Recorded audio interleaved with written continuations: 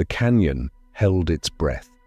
Wind threaded through the ancient cliffs of Canyon de Chelly, brushing past juniper and rock like a whisper too old to remember its meaning. The light was almost gone now, just a pale lavender bleeding behind the rim. Down below, a soft shuffle stirred the silence, a single paw print in red dust, then another. She moved like mist, silent, unsure. A lynx cub, no more than a few months old. Her silver-grey coat clung to her ribs, and her ears, tipped in black, twitched at every sound. The wild had not been kind. She paused near a weathered fence post, her breath visible in the cooling dusk. Her eyes were wide, not with fear, but something older. Older than her tiny heart should carry. From the adobe house across the field, a screen door creaked open. A boy stood there, 13, silent, watching. A paper sketchpad clutched to his chest, charcoal smudged on his fingers. The cub didn't run, neither did he. In that stillness, something passed between them. Not a greeting, not yet, but something ancient, something remembered. Somewhere deep in the stone and sage, the canyon stirred again, as if it too were watching. The canyon held a hush that was not quite silence. More a breath withheld, as if the land itself were waiting. Autumn had settled over Canyon de Chelly in a slow, deliberate rhythm. The cottonwoods by the river had turned gold, their leaves flickering like coins in the wind.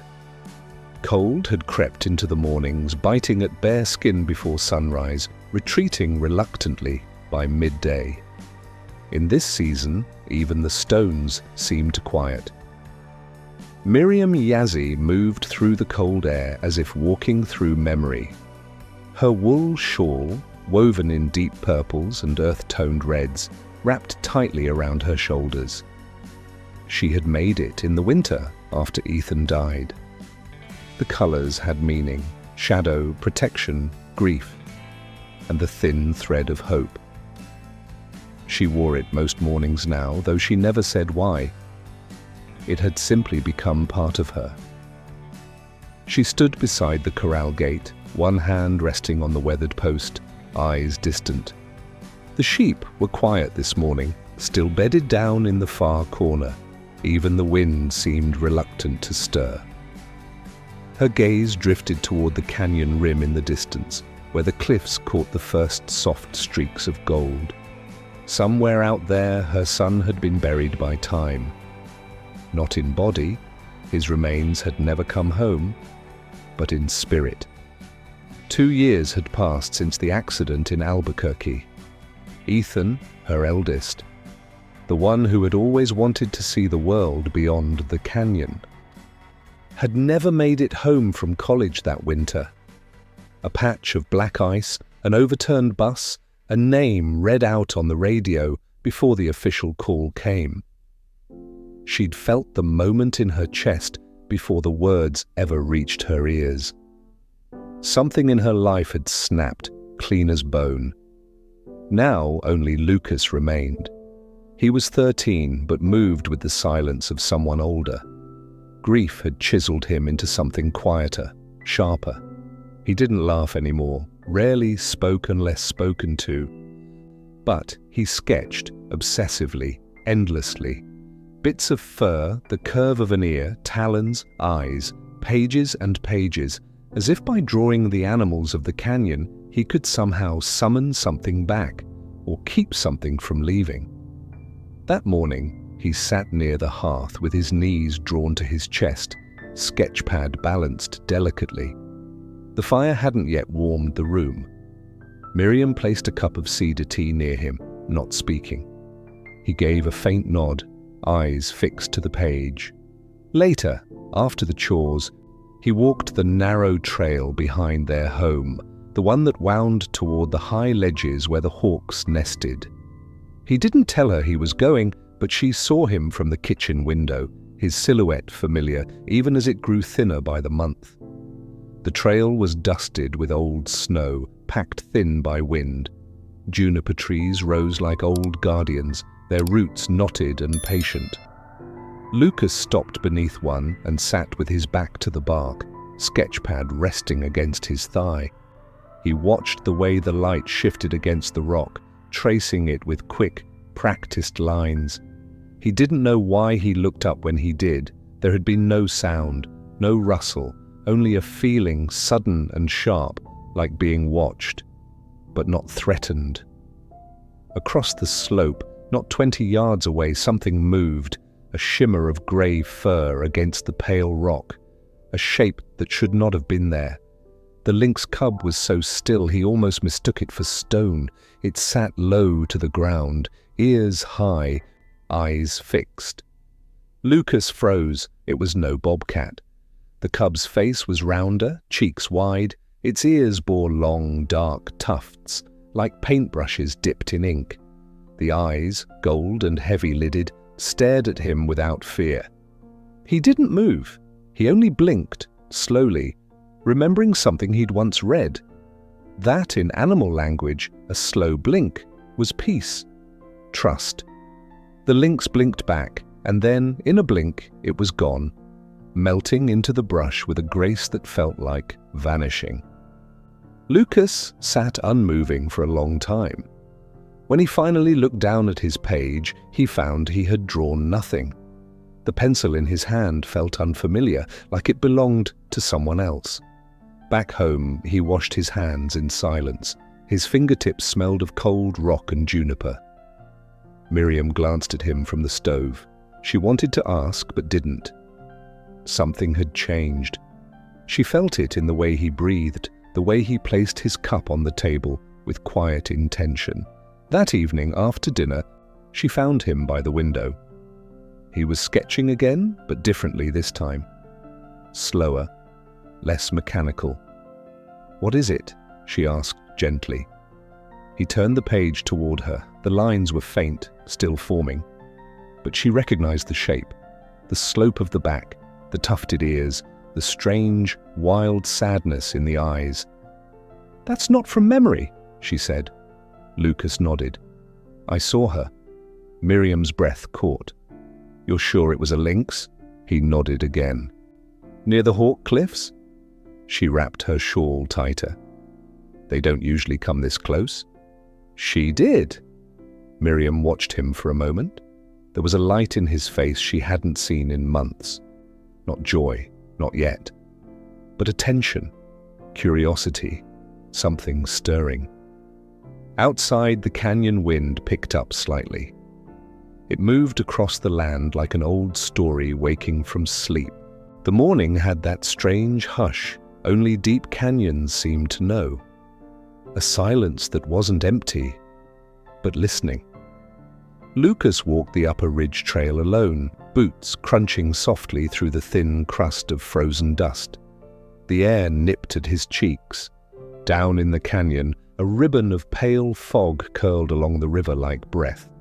Above, the sun hadn't yet cleared the eastern cliffs, casting everything in a hushed blue-grey. He came here often now, just past dawn, where the silence didn't feel heavy like it did in the house. The trail curved around a sandstone outcrop, where the wind had carved pockets like shallow eyes into the rock. Lucas liked this spot. It felt private, unwatched. But that morning, something watched.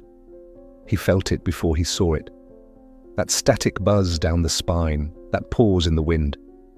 He turned, heart thudding. A shape stood not 10 yards up the slope, still as stone, but not stone. A lynx cub. Its fur was the color of river-washed ash, tufted ears twitching toward him. Its body was low but not cowering, more like assessing. Golden eyes locked onto his, not wild with panic, not dull with indifference. Just watching. Lucas froze. For a moment, neither of them moved. The cub took one step. Its left forepaw barely touched the earth before it hesitated. A limp, subtle but clear. Lucas noticed immediately. The foot didn't sit right, the paw didn't press flat. Something was wrong. He didn't know what possessed him, but he crouched, slowly, cautiously, and sat cross-legged in the dirt. No words, no sound, just breath. The lynx didn't flee. It stayed exactly where it was, its chest rising in small, measured beats. The wind shifted, a juniper branch creaked, and then, just like that, the cub turned, graceful despite the limp, and melted into the brush. Gone. Lucas stared at the place where it had stood. He didn't move for a long time. When he finally rose, his legs felt unsteady beneath him. His sketch pad remained in his satchel, untouched. But the image was burned in him now, not just the body, the way it looked at him. The choice it made to stay a little longer than it needed to. Back home, he walked straight to his corner table and began to draw. Charcoal moved quickly under his hand, sweeping lines for the shoulders, a careful curve for the hip and the ears. Those two perfect strokes. But it was the eyes he spent the longest on, wide, waited, watching. Miriam saw it over his shoulder. She didn't interrupt, but her breath caught.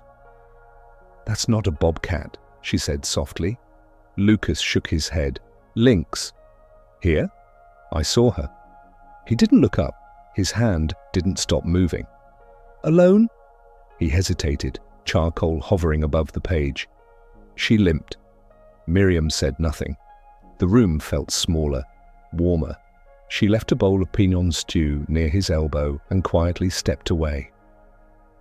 That night, Lucas waited. He sat on the porch just before moonrise, wrapped in his father's old coat. A tin plate with jerky and bits of leftover fry bread rested beside him. He didn't call, didn't make a sound, just watched the horizon, his breath fogging in the air. And when the moon rose, high and white and full, she came. A shadow between sagebrush. The lynx appeared not from the trees, but from the direction of the canyon wall. She walked slowly, carefully, favoring that front paw, and paused by the fence line. Her ears twitched once, catching his stillness. She came no closer than 5 yards, but she stayed. Lucas reached out and slid the tin plate forward into the grass. She flinched, but didn't retreat. Her nose quivered. She watched the plate for what felt like minutes, then took 2 hesitant steps forward and stopped. Still too far to eat, still too close to flee. She lay down instead, tucking her feet beneath her. Tail curled loosely to the side. Her head stayed high, eyes locked on his. Lucas lowered his eyes, breathing slow and steady. He remembered something Ethan once told him before leaving for college. You don't always need words. Sometimes stillness says enough. So he stayed still. The wind swept softly through the cottonwoods. Somewhere an owl called. The stars burned clean above them. And for a time, 10 minutes, maybe 20, they simply existed together in the same quiet space. When she finally stood, Lucas didn't follow. The lynx gave one last long glance, then disappeared into the dark. She hadn't eaten, but she'd stayed, and that somehow meant more. Each evening after that she returned, never at the same time, never from the same direction, but always with the same silence. Soft as mist on rock, deliberate as a drumbeat held in the chest. Lucas began to expect her, though he never said it aloud.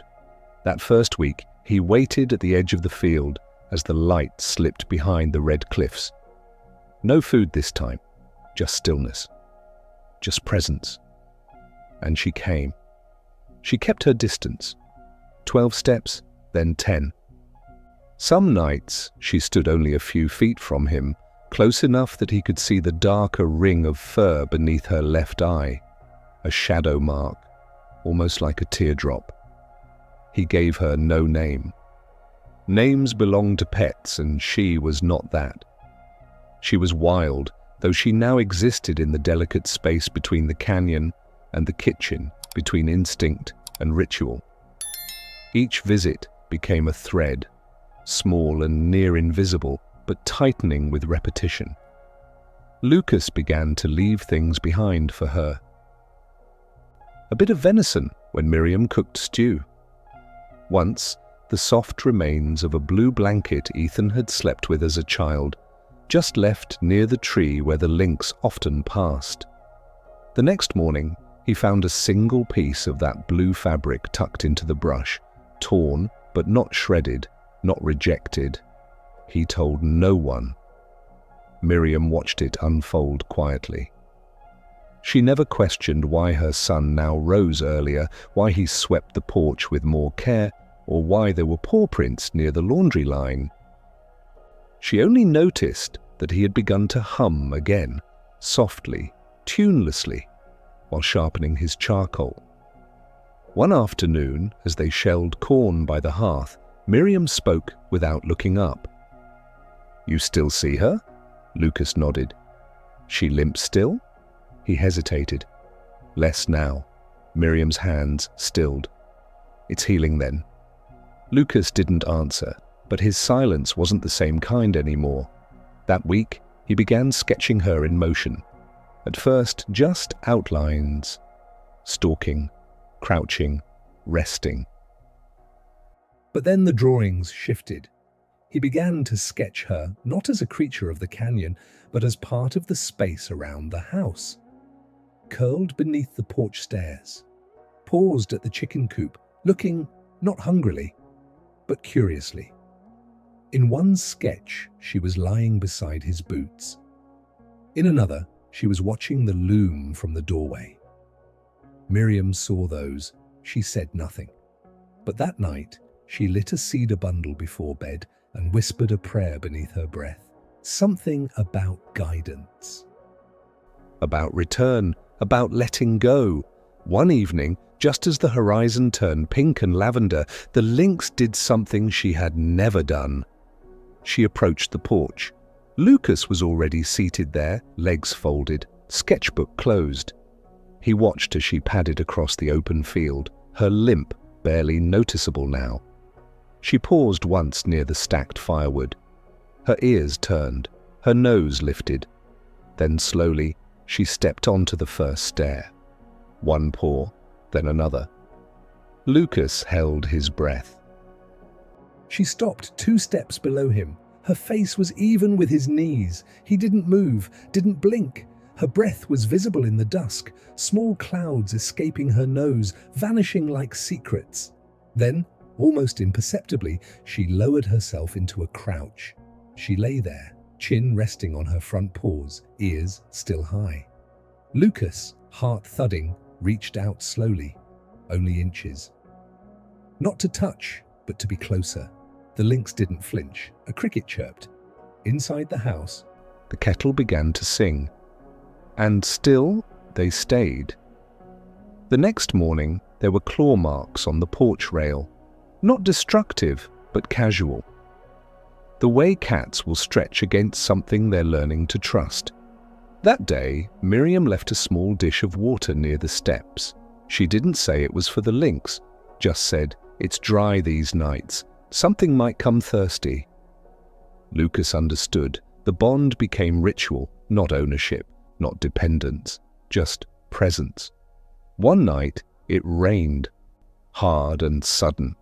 Thunder rolled in from the west, loud enough to rattle the windows. Lucas paced the living room, unable to sit. Miriam watched him with quiet understanding. "She'll find shelter," she said. But Lucas shook his head. "She comes here." Miriam opened the door. The porch was empty, but in the dark, at the very edge of the corral fence, they saw her, soaked, shivering, one paw lifted off the ground. Not the injured one, the other. She had hurt herself again. Lucas grabbed the blue blanket from the hook. Miriam placed a second log in the stove, and together, without words, they opened their home. The storm arrived without warning. One moment the canyon breathed in its usual dusk hush, the steady rustle of cottonwoods, the distant cry of a hawk. And the next, the sky split open with sound. A crack of thunder rolled through the cliffs like a drum beaten by giants. Wind swept through the homestead, lifting dust and dry leaves into twisting spirals that vanished just as quickly as they formed. Lucas jumped at the sound. He stood on the porch, hand braced against the post, eyes scanning the horizon. The light had drained from the sky. In its place, the clouds roiled like smoke. The sun had been swallowed. He looked to the edge of the corral. No sign of her. Rain followed moments later, cold and heavy, slapping the tin roof in uneven rhythms. Miriam moved through the house with a deliberate pace, closing windows, tucking blankets beneath doors. She glanced once toward the porch, where Lucas stood motionless. "She won't come tonight," she said gently. Lucas didn't answer. His shoulders were tight, his hands balled into fists in the sleeves of Ethan's coat.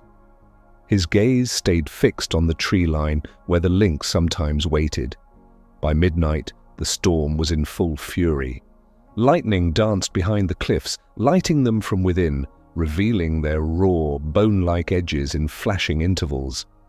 Wind screamed against the walls, and the house groaned like an old memory struggling to hold. Lucas couldn't sleep.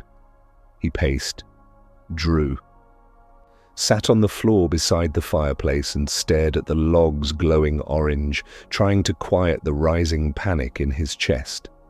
She should have come.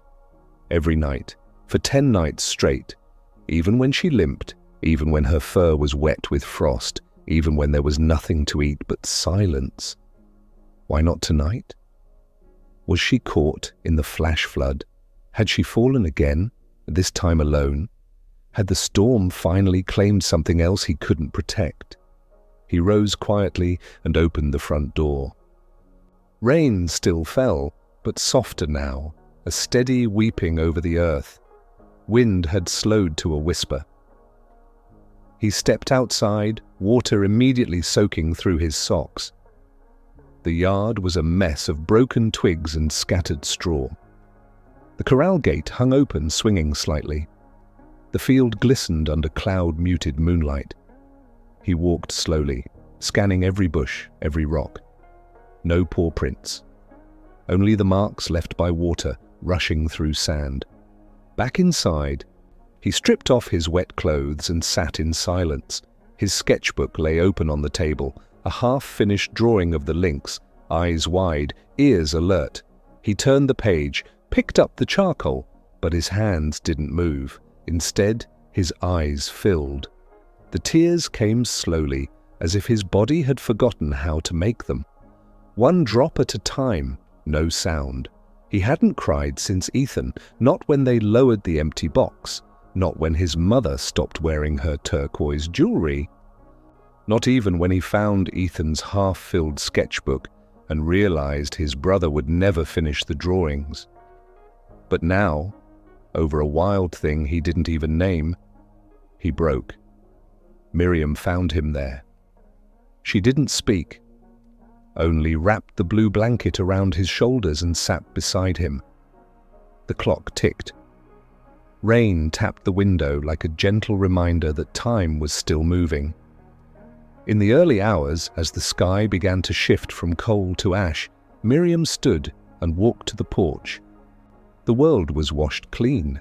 The canyon smelled of wet stone and cedar. A faint mist hovered near the sagebrush. She stepped out, eyes scanning the slope. And there, at the far edge of the field, near the bent cottonwood, something lay on the ground. At first, she thought it was a fallen branch, but it moved, slowly, painfully.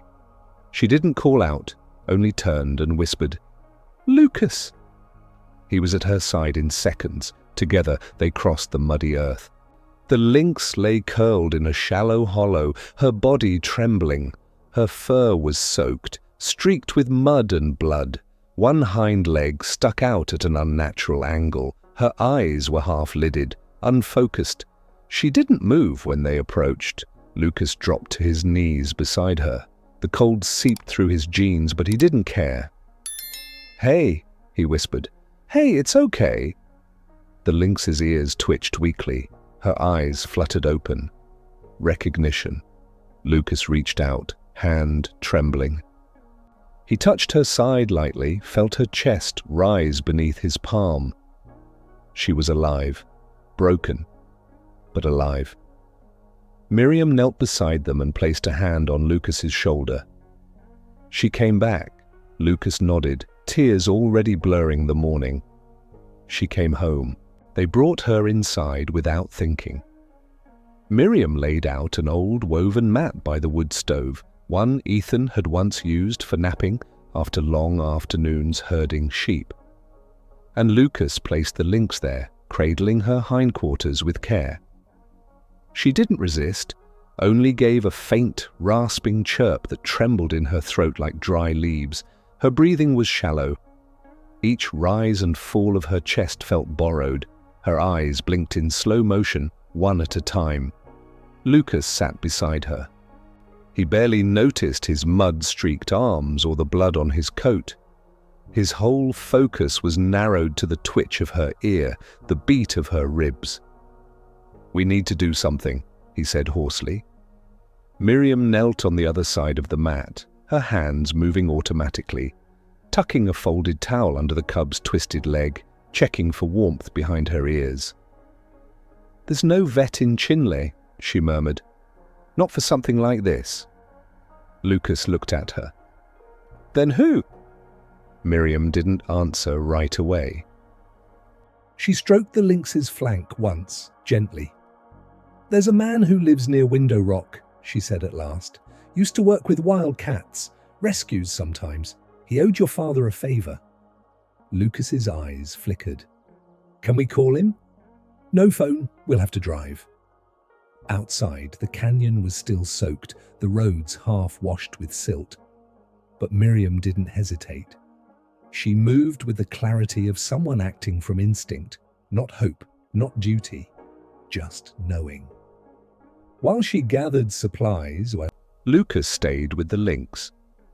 He whispered soft things to her. Nonsense, mostly. Bits of song lyrics, apologies, promises. When Miriam returned, she held a large crate with a wool lining and a side flap for air. They wrapped the lynx gently in Ethan's blanket and placed her inside. She didn't fight, didn't even lift her head. But her eyes stayed on Lucas the whole time, not pleading, not afraid, just present. The drive was slow and careful.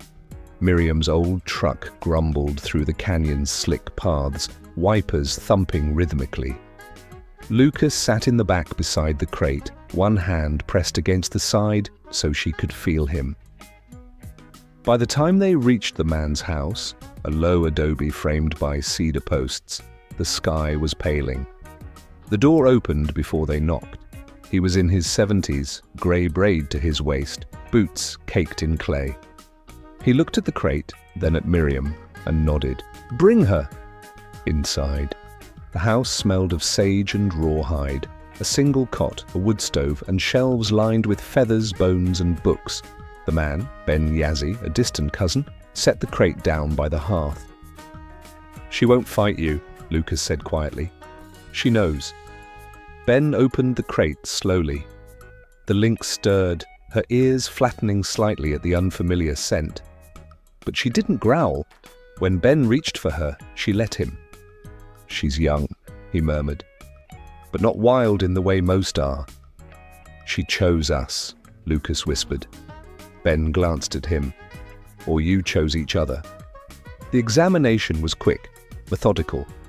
Ben ran his hands along her back, over her limbs. When he touched her leg, she hissed, low and wounded. "Broken," he said. "Maybe the hip, maybe lower. Could heal, might not, but she's not gone yet." Miriam exhaled. "Can we?" Ben nodded. "I'll do what I can. You leave her with me. A few days." "Maybe more." Lucas's hand tightened on the crate's edge. Will she remember us? Ben studied him. She's already decided. You'll know. They left in silence. The truck rattled through the dry wind, the clouds now burned away by sun. When they reached home, Lucas went straight to the mat by the stove and sat there, empty, unsure. The days passed slowly. Lucas kept the mat clean, left water in the same place, sketched every morning, new poses, new dreams. Sometimes, Miriam caught him looking toward the canyon with that same question behind his eyes. Is she coming back? On the fifth morning, just before light touched the top of the cliffs, Lucas heard it. A sound, barely a breath. He ran to the porch barefoot, shirt inside out. And there she was, standing in the field, her coat cleaner now, fur brushed, a splint on her back leg, but still limping, still hers. Her wild eyes met his, and this time she came to him. No hesitation, no pause, just trust. She crossed the yard, step by step, and stopped inches from his chest. Lucas knelt. She touched her nose to his hand, and stayed. She stayed. That was the first thing Miriam noticed.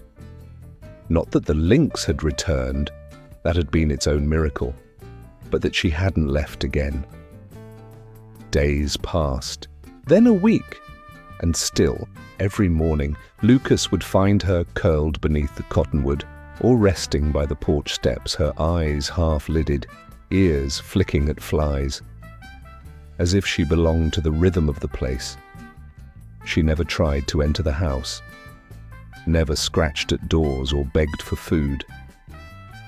She simply existed beside them, at the edge of firelight and footprint. Her limp was easing, the splint held. Ben's healing work was slow but sure. Lucas began to talk again, not just in fragments, but in stories. He told the lynx about Ethan, about the afternoons they used to spend racing shadows along the cliffs.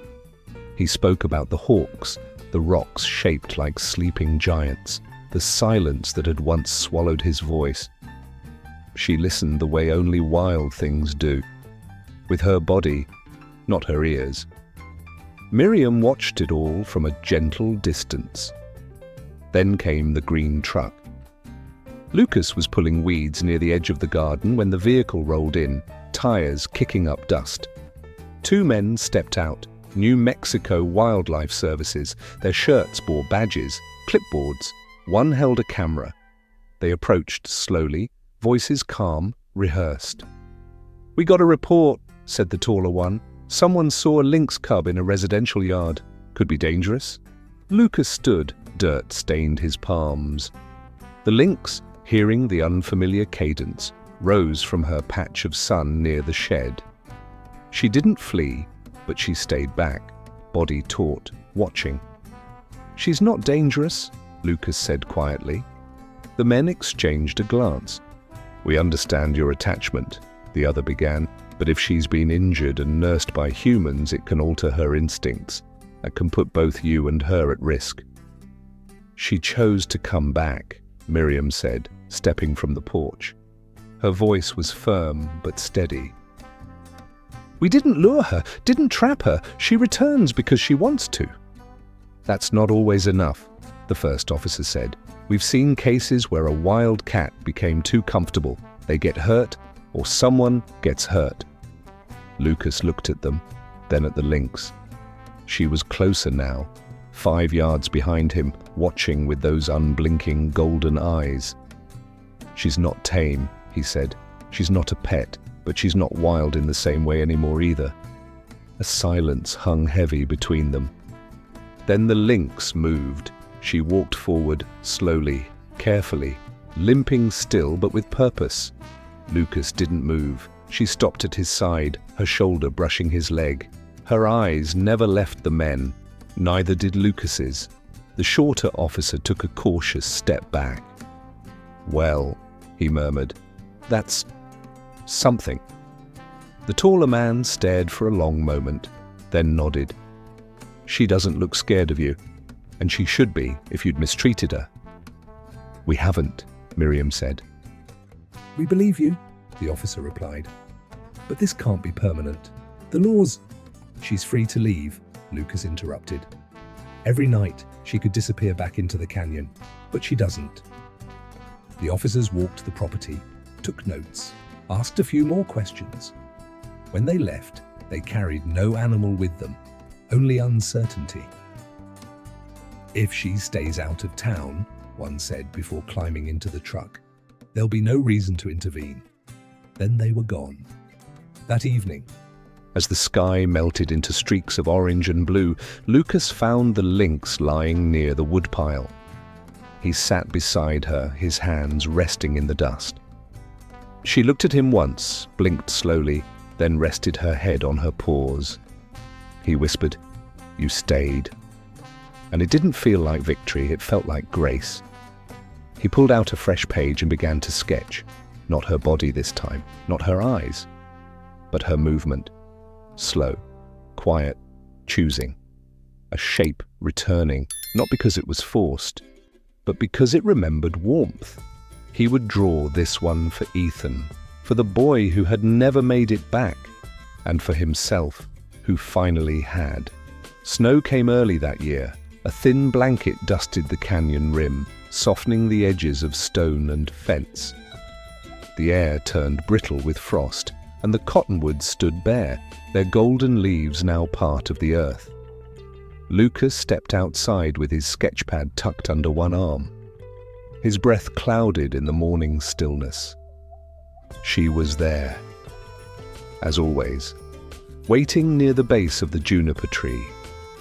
Her coat had grown thick with winter, paws leaving silent marks in the powdery white. Her limp was barely visible now. Only the rhythm of her walk hinted at the story her bones still remembered.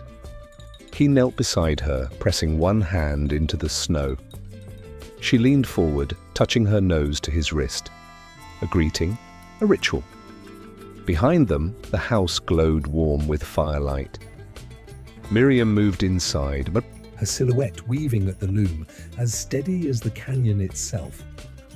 Lucas looked out across the valley. A hawk cried above. Wind moved the snow in whispers. The lynx sat beside him, head lifted toward the light. And in that moment, nothing needed saying. Just two beings, wild and wounded, who had chosen quietly to stay. If this story touched your heart, stay close. Here on Paw Prints and Stories, we believe some bonds never end.